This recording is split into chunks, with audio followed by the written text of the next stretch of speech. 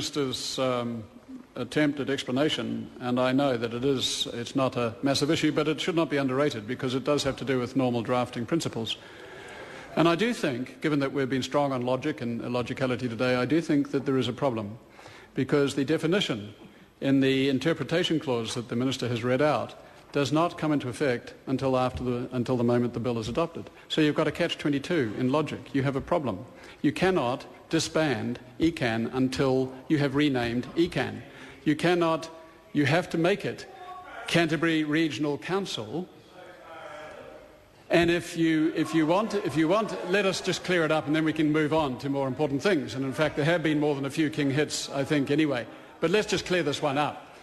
You would actually need to do two separate pieces of legislation. You have to have one that will be the interpretation clause and say, henceforth, in Canterbury Regional Council will be called ECAN for the purposes of future legislation. Then you adopt the legislation with that.